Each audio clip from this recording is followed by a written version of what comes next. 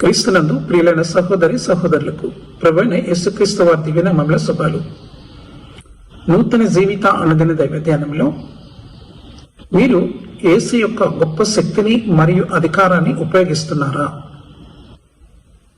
యోహాను సువార్త 16వ అధ్యాయము 23వ వచనాన్ని, 26వ వచనాన్ని, మార్కు సువార్త 11వ అధ్యాయము 23వ వచనాన్ని చదువుకుందాం.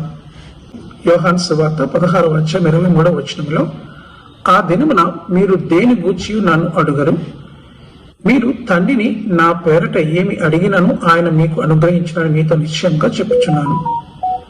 యోహాను సువార్త 16వ అధ్యాయం 26వ వచనంలో, ఆ దినమందు మీరు నా పేరట అడుగుదురు గాని మీ విషయమై నేను తండ్రిని వేడుకొందునని మీతో చెప్పుటలేదు.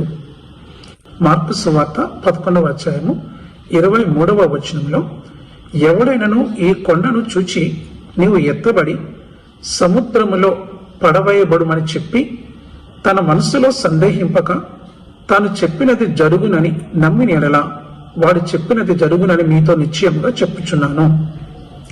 ఈ దినం మన మొదటి వచనంలో యేసు ప్రస్తావిస్తున్న రోజు ఆయన మరణము, సమాధి మరియు పునరుద్ధానం తర్వాత భూమిపై ఉదయించబోయే కొత్త యుగము. మనము ఇప్పుడు ఆ దినములో ఉన్నాము. యేసు మనము ఆయనని ఏమి అడగవలసిన అవసరం లేదని చెప్పడానికి కారణము, ఈ దినములో మనకు ఆయన శక్తి మరియు అధికారము ఉంది. అంతేకాదు, మనము భూమిపై ఆయనకు ప్రాతినిధ్యం వహిస్తున్నాము. ప్రస్తుతము యేసు తండ్రి అయిన దేవునితో తనకు ఉన్న సంబంధాన్ని, తనకు ఉన్న ప్రవేశాన్ని మనకు ఇచ్చాడు. మనం పొందిన ఈ గొప్ప శక్తిని మరియు క్రీస్తు అధికారాన్ని క్రియాశీలం చేయడానికి మరియు అమలు చేయడానికి ఒక ప్రధాన మార్గము ఏమిటంటే యేసు అధికారముతో ధైర్యంగా మాట్లాడడము.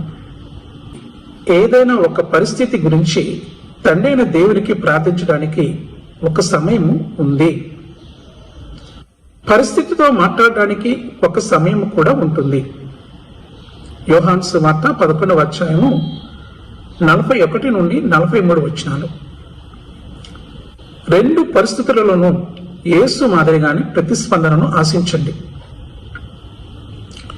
యేసు చేసినట్లుగానే మీరు మీ జీవితంలోని విషయాలతో మరియు పరిస్థితులతో మాట్లాడడానికి ధైర్యంగా ఉండాలి.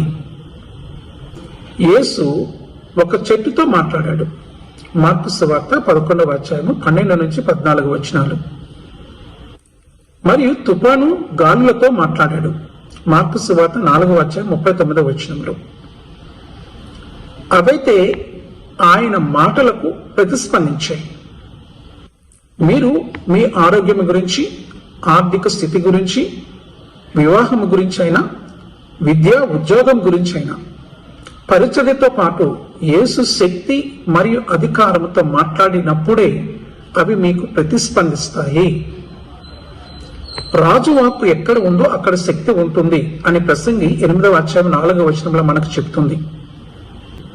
ఈ భూమిపై పరిపాలించడానికి దేవుడు మిమ్మల్ని రాజు మరియు యాజకుడిగా చేశాడు. ప్రకటన గ్రంథము 5వ అధ్యాయము 10వ వచనము.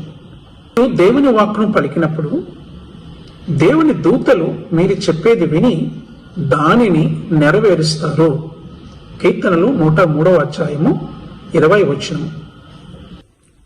ప్రియ దేవుని బిడ్డ, చివరిగా మీరు చేయవలసిన క్రియాశీల చర్య ఏమిటంటే క్రీస్తు అధికారాన్ని ఉపయోగించండి. మీరు ఏమి కోరుకుంటున్నారో దేవునిని అడగండి.